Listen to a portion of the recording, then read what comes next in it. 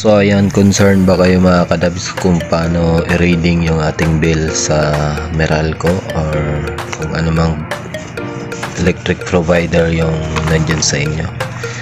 So ipapakita ko sa inyo yung previous ko na bill.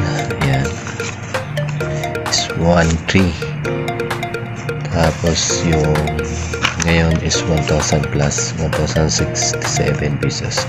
So nag-reading sila. Ito yung pag-read nila.